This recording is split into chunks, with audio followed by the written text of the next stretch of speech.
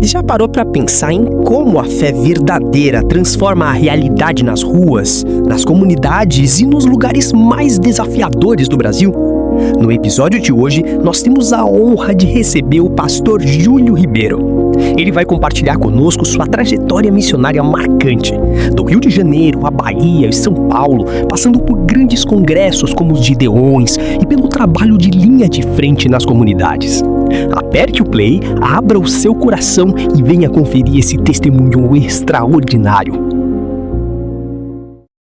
Olá pessoal, povo de Deus, é com muita alegria que estamos aqui nesse podcast, aqui para receber o pastor Júlio Ribeiro, que nos deu a honra de se fazer presente aqui no nosso canal. Eu vou chamar aqui o Gemini para que apresente. Gemini, estamos agora ao vivo com o pastor Júlio Ribeiro. Faça a apresentação dele para a gente, por favor. Com certeza. Pegando o gancho aqui na mesa, é uma alegria imensa poder receber hoje o pastor Júlio Ribeiro. É uma honra ter aqui alguém cuja trajetória missionária cruza fronteiras, do Rio de Janeiro à Bahia, passando por São Paulo, por grandes congressos como os Gideões e pelo trabalho de linha de frente nas comunidades. Seja muitíssimo bem-vindo ao nosso podcast, pastor Júlio. É uma satisfação enorme ter o senhor conosco. Pastor Júlio Ribeiro, é uma honra ter aqui o senhor conosco, Queria muito que o senhor falasse para a gente como foi o chamado de Deus, o ministério do senhor. A paz do Senhor Jesus a todos os irmãos que está aí, que Deus possa abençoar poderosamente. O chamado de Deus, eu trabalhei embarcado em navios, e quando o Senhor me salvou, me chamou para a sua obra, transformando a minha vida, eu trabalhava em empresas, e Deus havia falado e falando nos cultos que o Senhor tinha uma chamada na minha vida para pregar a palavra, porque eu entregava folheto nos trem, dentro dos ônibus, nas praças, e a gente sempre fazendo cruzadas, ajudando alguns irmãos.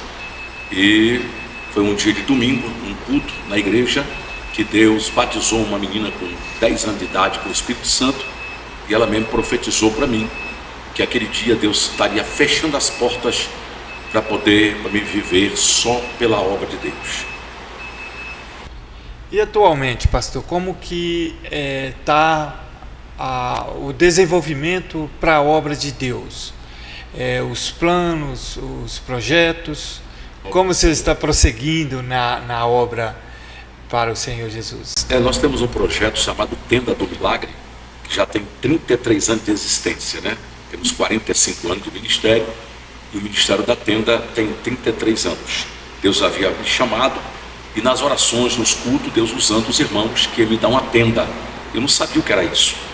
E me lembro que uma vez fui na Lagoinha, lá em Belo Horizonte, e lá tinha os missionários que viajavam os países, tinha os missionários voluntários. E eu entrei no meio desses missionários voluntários e fomos para a Argentina.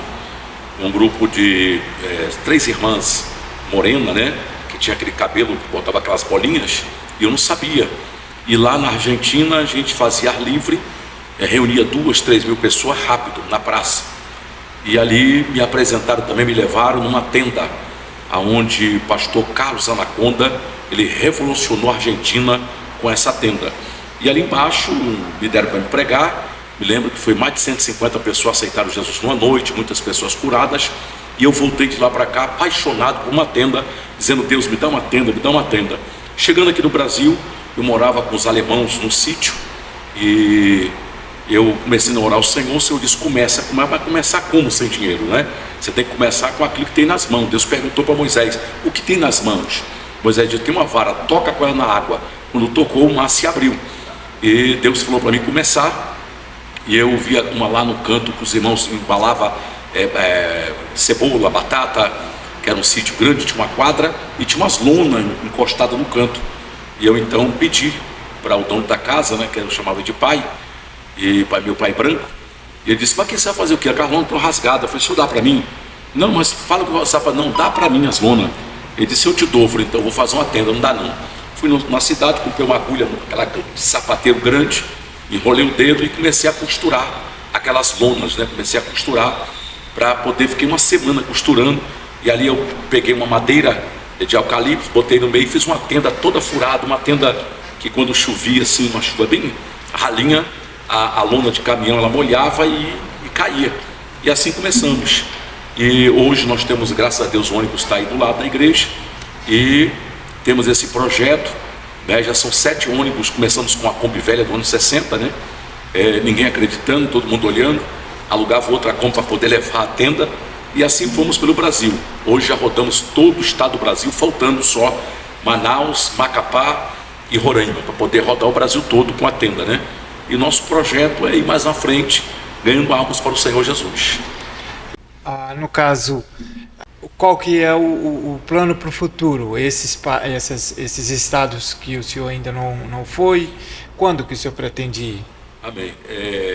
Tive o privilégio também, né, de estar com o pastor Cezino Bernardino durante 30 anos, né, dos Gideões. E o meu desejo, irmão, é por que não Manaus e Roraima? Porque são estados que você depende de balsa. Por exemplo, de Belém do Pará ou de Rondônia, Porto Velho, é uma semana para colocar o ônibus em cima. Essa é a dificuldade. Macapá não, porque Macapá é 24 horas, né, a balsa, né? Mas são caríssimos, né, para poder atravessar, né? Já fui na Transamazônicas, nós já fomos uma semana, né, 1000 quilômetros de estrada de chão, e o nosso projeto é que Deus, Senhor, nos dê outro ônibus novo e Deus levante pessoas desejosas a nos ajudar nesta obra missionária para alcançar, né? Porque Marcos 16,15 está escrito, ide por todo o mundo e pregar o evangelho. Então todos nós, por isso que a Bíblia diz que muitos são chamados e poucos escolhidos, né? Escolhido é uma coisa, chamado é outra. Todos nós fomos chamados. Agora, escolhido para fazer a obra é isso, e nós vamos chegar lá. Esse que é o plano nosso. 2026 estamos aí e crendo que nós vamos chegar nesses estados que a gente não foi ainda. Pastor, e os milagres que Deus tem usado o senhor para fazer? Qual que foi o que impactou, o que o senhor realmente sente na memória fresca, assim? O maior milagre, na verdade, é salvação de almas, né? Esse é o maior milagre que nós temos na vida. Mas milagre mesmo de o Senhor curar foi que eu estava com a tenda no estado do Rio de Janeiro, uma cidade chamada Suruí, e lá com a tenda superlotada, a tenda, Deus curando muita gente, um jovem trabalhava de serviços gerais numa empresa. Ele estava bem na porta de entrada, limpando os vidros ali perto do escritório do dono da empresa. Quando entrou um amigo dele, né? E ele começou a conversar, a porta estava aberta, e ele escutou, rapaz, eu estou com uma filha grávida de 8 meses, uma criança está morta e a outra está viva, e o juiz não faz, não libera, os médicos não têm condições de tirar uma criança e deixar outra, porque é tudo endogado no mesmo cordão umbilical. Ele ouvindo aquilo ali, o rapaz ficou apavorado, rapaz, não teu não, e saiu apavorado, e ele foi com ousadia, bateu na porta, o patrão chorando, né, e está prestes a perder minha filha aí para morrer. Ele bateu na porta, o patrão disse, pode entrar.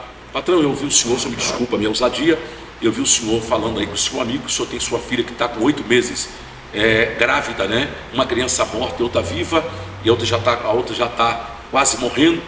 Lá do lado da minha casa tem uma tenda, eu já vi Deus curar câncer, pessoas largar muleta, cadeira de roda, pode levar sua filha que Deus vai ressuscitar a criança. Amém. E o dono da empresa falou, olha, nós somos espírita, e se o seu Jesus ressuscitar o meu netinho, que é o primeiro neto que eu tenho, né, os dois, todos nós da família vamos aceitar Jesus. Era 70 pessoas, pai, mãe, tio, primo, e ele disse, pode ir hoje. E eu estava até com o cantor Matos Nascimento naquele dia, debaixo da tenda. Matos acabou de cantar, saiu porque ele tinha, né, outro trabalho para fazer, e eu vim carregar. Quando eu peguei o microfone, a paz do Senhor, irmãos, muito lotado, eu vim pelo corredor da tenda, entrando, um senhor abraçado de uma jovem, e atrás dele uma multidão de gente.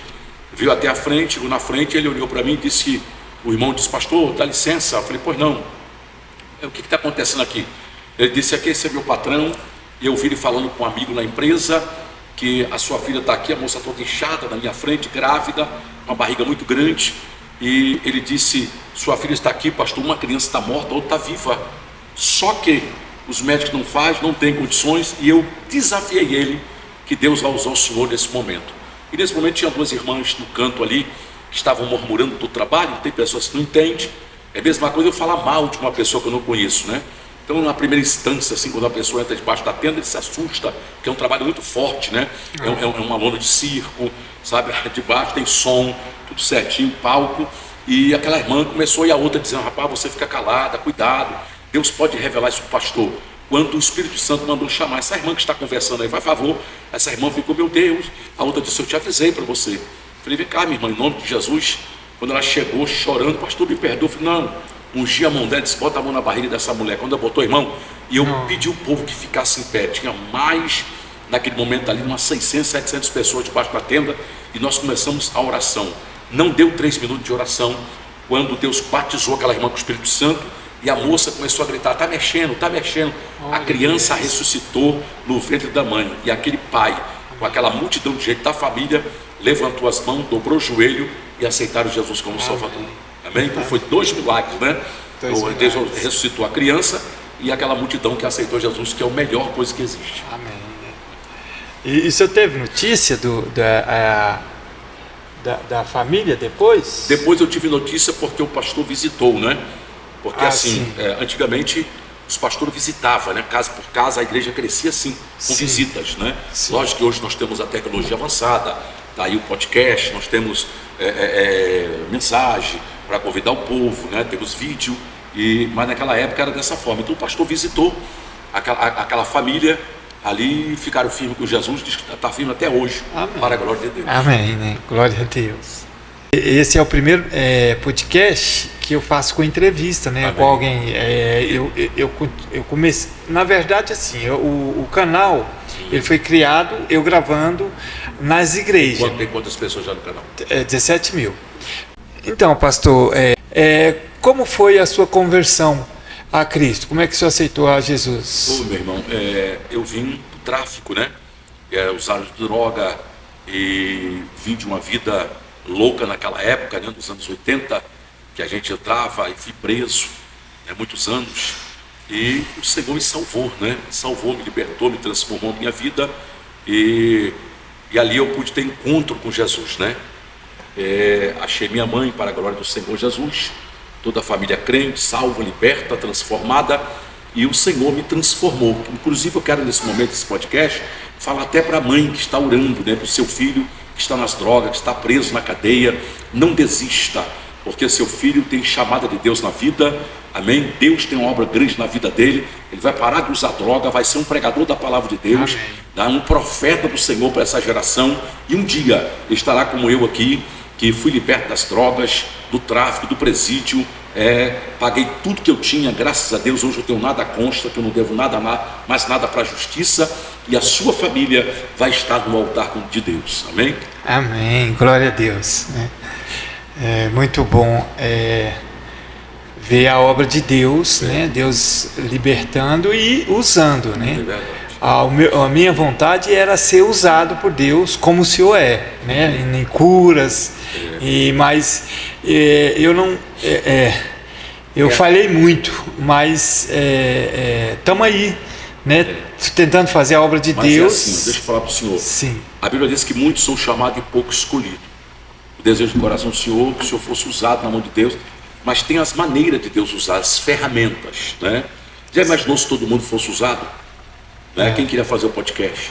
Já imaginou que todo mundo cantasse, todo mundo pregasse? Então, Deus tem sua maneira. Se faz a obra de Deus indo, orando e contribuindo.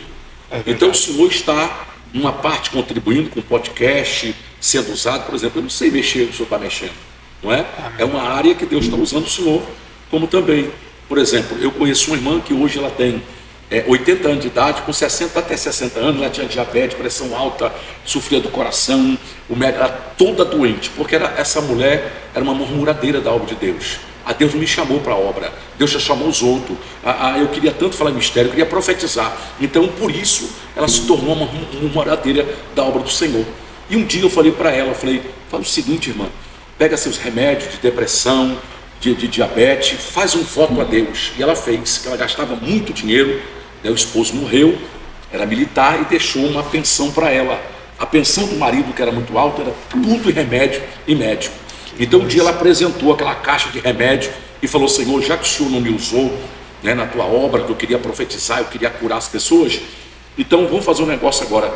Eu quero entregar esses remédios, porque a partir de hoje eu não tomo mais remédio, e o dinheiro que eu gasto nos remédios, eu quero fazer lição. Hoje essa irmã tem 80 anos, dos 60 até 80, nunca mais ela tomou remédio, e ela pega esse dinheiro, que é um bom dinheiro, né, que ela acha que é 25 mil reais, e ela investe, né, na obra missionária de Deus, e junto com onde ela investe, ela ganha uma também para Jesus. Porque aonde esse podcast vai chegar? Fala. Então o Senhor está trabalhando, não é verdade? Também está sendo usado na mão de Deus. Amém. É meu sonho. É uma honra muito grande. Por 2 vezes aqui a gente gravou o Senhor, né? O Senhor está ministrando aqui, Deus usando o Senhor poderosamente. Amém. É o que Deus colocou, né, para a gente estar fazendo. Deixa eu, para concluir com o senhor entender que realmente sou filho de pastor, mas queria tanto pregar a palavra, né?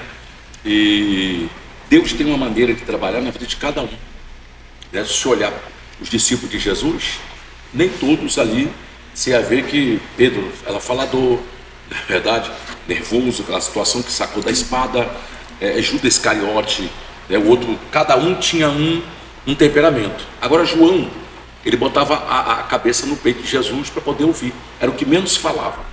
Eu conheço um irmão, ele hoje já partiu para a glória, né? Esse irmãozinho, ele tem, tipo assim, como se eu fosse, nasceu assim, né? A mão dele assim, desse jeito, com muita dificuldade, anda assim um pouco de lado, manca, e ele, na porta de um prédio, isso durante 15 anos, eu mesmo comprava 10, 15 mil folhetos para ele, 1000 folhetos e dava para ele, né? E ele fala assim, muito arrastado, e na porta de um prédio, ele sentado, inclusive compraram para ele ali uma cadeira, botaram para ele o pessoal do comércio, de tanto que gostava dele, dava almoço para ele, ele chegava cedo lá e começava, ele era aposentado e distribuindo folheto. Um dia, um senhor num prédio, né, onde ele estava, ele entregou um folheto, esse homem rasgou o folheto e jogou para cima na cara dele, só que o folheto voou para cima e um pedaço do folheto caiu no bolso. E esse homem estava subindo com uma arma para suicidar. Nossa. Chegou lá em cima, ele começou a tirar tudo, né? A roupa, tudo que estava no bolso, chave, dinheiro, carteira, botou em cima. Quando ele meteu a mão no bolso, ele tirou o papelzinho que estava escrito: vinde a mim, todos vós estáis cansados e oprimidos, eu vos aliviarei. Então as pessoas olhavam para aquele irmão e diziam: meu Deus, esse irmão não prega porque a voz não sai, né? Todo torto e só entregando folheto. Olha só para você saber. E esse rapaz não conseguiu se matar, ele desceu do prédio, chegou lá embaixo, olhou para o irmão e disse: o que você tem? E o irmão disse: por quê? Você me entregou um folheto, eu rasguei o pedaço, caiu, entregou na mão. O irmão disse, começou a pregar para ele com a dificuldade que ele tinha, e aquele homem levantou a mão e aceitou Jesus como Salvador. Jesus. Amém? Então olha a sua vida para você e olha para esse irmão todo defeituoso entregando folheto. Amém? É um grande pregador. Porque querendo ou não, você grava cantores, você grava pastores, né? Você faz esse trabalho de ensinar na igreja os irmãos. É uma obra de Deus, é uma arte. Você quer ver uma coisa? Uma vez um pastor, ele lá no Rio de Janeiro, eu conheci esse pastor muito usado, muito usado, onde ele chegava uma multidão de gente, sabe, anunciava, né, vinha para ver ele orava, Deus curava, pregava muito. E um dia ele, cansado nos Estados Unidos, que ele foi pregar, ele falou: Senhor, chegou no hotel, ele disse: eu só vou dobrar o joelho para agradecer o Senhor, que o meu corpo está muito cansado. Quando ele dobrou o joelho, o Senhor arrebatou ele. E o Senhor mostrou a primeira coroa completa, esperando o dono. A segunda faltando pedra, a terceira e a última lá de trás. E o anjo perguntou para ele: você sabe de quem é essa primeira coroa? Ele disse: minha, Senhor. Sou pregador, ganho alma para o Senhor. Na verdade, o Senhor está vendo a minha situação, não paro. O Senhor disse: não. Sabe aquela irmã, sabe que você é usado? Aquela irmãzinha na igreja que limpa cada banco, cada cadeira, ela passa limpando o Senhor. Quando o teu servo abrir a boca, a primeira pessoa que sentar aqui, usa ele para poder. Então essa coroa é dele. Qual que é a minha? A última lá de trás. Amém? Amém. Glória a Deus. Então, pastor, a tenda o senhor viaja com ela, né? Geralmente, quem convida o senhor para ir, como é que é feito esse trabalho de convite para o senhor? Como é que faz para fazer esse convite? Como é? Esse convite da tenda, né, eu botei no meu coração porque algo Deus não pode cobrar, né? Mas nós temos um ônibus que está do lado aí, então a gente soma ali com a igreja quantos quilômetros as pedágios, e a igreja me ajuda a chegar até lá, né? Eu não faço uma tenda sozinha, porque vai lotar de gente, vai, não é verdade? Mas para onde vai as almas? Então a minha preocupação, sempre uma igreja me convida, no estado, né? Como eu tive agora, fevereiro passado, Santa Catarina, lá em cima, em Lages, perto de Chapecó, depois eu desci para Curitiba, de Curitiba nós fomos ali para Santa Fé, de Santa Fé fomos para divisa no Mato Grosso. Então a igreja me convida, ali a gente monta a tenda, o mesmo culto que tem na igreja, vai ter debaixo da tenda, né? São 7 noites, porque a tenda tem que bater marreta, se for os 4 mastros, ela é 20 por 50, que cabe 1000 pessoas, com 2 mastros, ela cabe 500 pessoas, né? 3 mastros, 750, então vai aumentando. Então, de acordo com a igreja, a gente monta ali 2, 3, 4 mastros, tá tudo aí som, então é uma batalha. Então você pode poder montar a tenda para 3 dias, é muito pouco, e com 3 dias começa Jesus curar, salvar, as pessoas ser curados, né? Então, e para convidar mais pessoas ainda. Então a igreja que me convida, a gente fica ali durante 7 dias e o nome do Senhor é glorificado, né? Naquela noite, o pastor que dirige, banda, senhora, jovens da igreja participa, e ao 7º dia a gente tem um rendimento aí de 100, 150, 200 almas para Jesus. Amém. Glória a Deus. Aqui o senhor teve o senhor montou a tenda no Senador Canedo. Não montei não. Em Senador Canedo eu montei há 17 anos atrás. Assim estava tudo, né? Já as dragas, as máquinas ali, tudo está de chão, né? Ainda, né? Montei com o pastor Gilmar Santos, uma cruzada que ele fazia aqui em Goiânia para Cristo. Então eu comecei a rodar os bairros, depois a gente ia para o estádio, né? Mas hoje nós estamos sempre aqui. Agradeço também ao pastor Ivan Santana, que ele abraçou esse projeto, né? Pastor Marli Santana, a D. Madureira Recanto do Bosque, que abraçou, né? Que eu não tenho empresário que me ajuda, né? Mas essa igreja, a D. Madureira Recanto do Bosque, tem abraçado esse projeto da tenda e nos ajudado. Inclusive, nós estamos aí trocando as lonas. Essa igreja, o pastor Ivan, a pastora Marli, juntamente com todos os obreiros que têm nos ajudado a fazer missão. Na verdade, nós estamos pagando, já pagamos a primeira lona, estamos indo para a segunda lona agora, compramos 3 lonas, né? E com o tempo ela vai desgastando, rasgando, né? Então eu agradeço muito ao pastor Ivan, a pastora Marli e a D. Madureira Recanto do Bosque. A tenda está no ônibus. Ela fica no ônibus, que é lona que enrola, né? Ela é grande e a gente enrola ela todinha, fica pequena, tem os mastros que são 9 metros de altura, então são 4,5, né? 4, dá 8 mais meio. Então lá em cima tem um bagageiro, que é colocado os ferros lá em cima, tem som lá embaixo, os ferros do palco, e ali a gente leva tudo. Anda com a tralha toda, né? Amém. Eu quero agradecer também o pastor Ivan Santana por permitir, né, que a gente faça esse podcast aqui na igreja. Deus usa muito o pastor Ivan Santana, né, e nos permite trabalhar aqui junto com ele, né? Me permitiu o ano passado, né? Eu trabalhei o ano todo aqui com ele.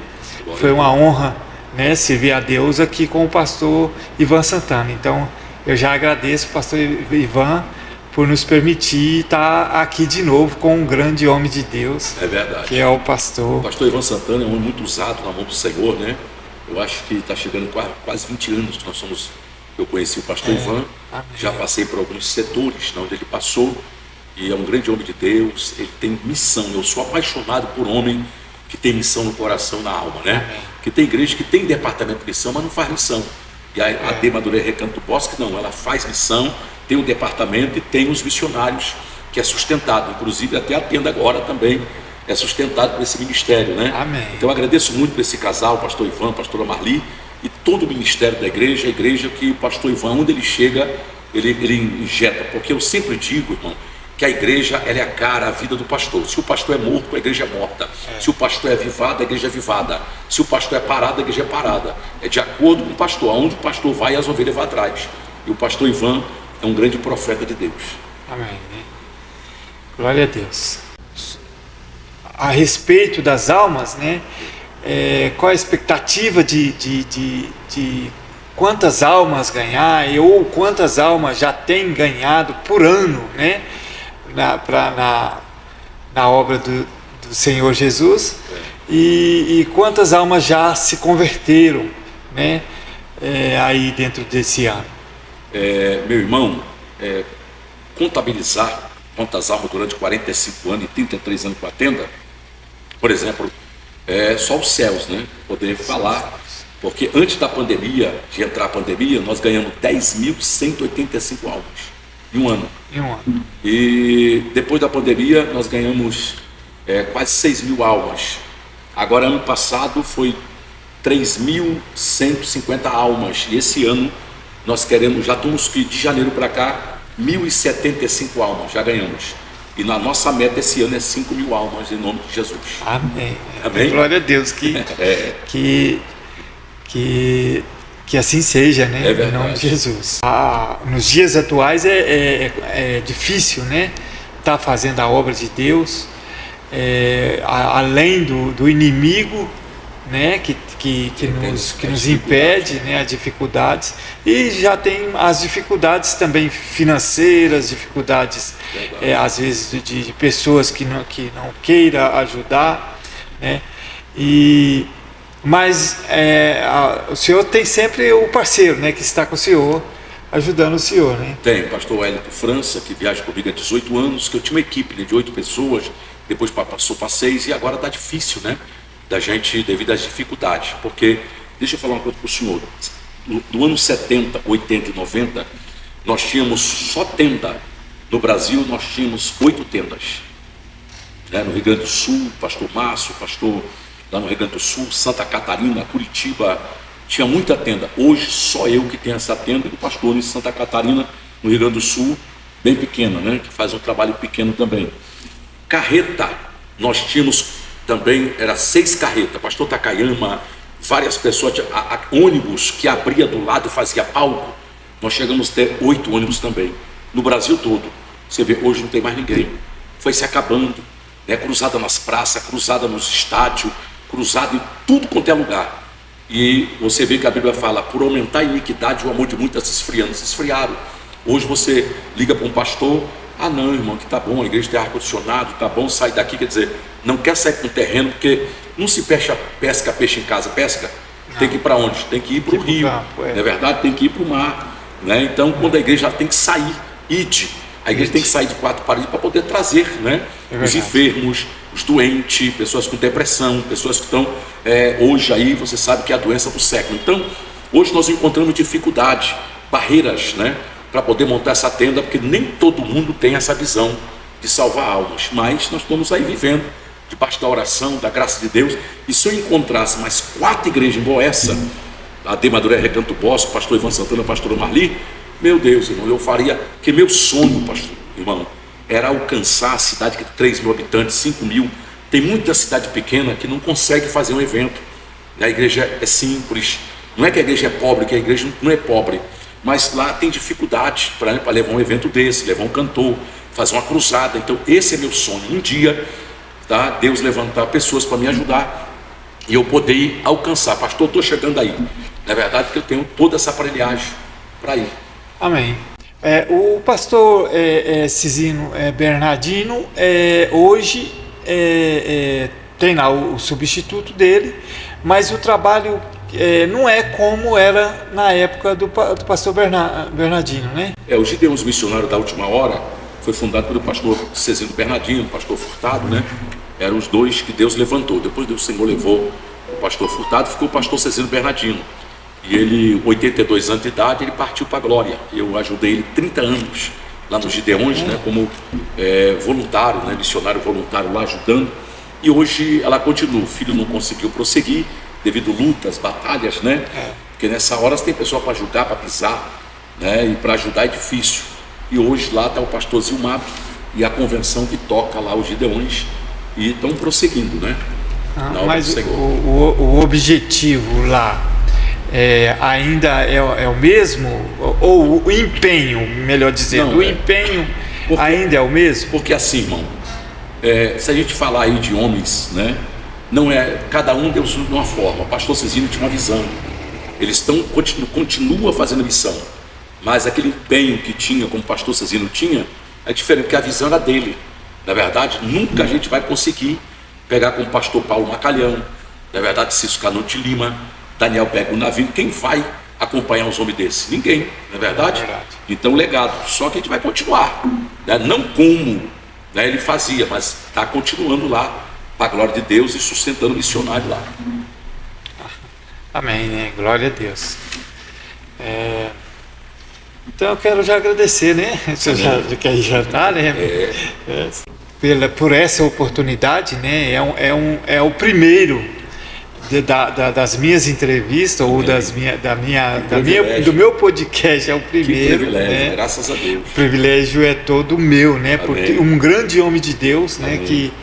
Que todo o céu o conhece e muita gente aqui na terra, né? Então é uma honra para mim. Eu quero agradecer o Senhor de coração, né? Por permitir ou por dar essa oportunidade para a gente, e é um marco para mim, né? É muito bom estar aqui com o Senhor e sei que Deus fez, né? Ele escreveu por isso e permitiu este momento. Amém. Que é muito especial para mim. Eu também agradeço por esta oportunidade, ser o primeiro aqui, que privilégio, né? O senhor não treme não, é assim mesmo.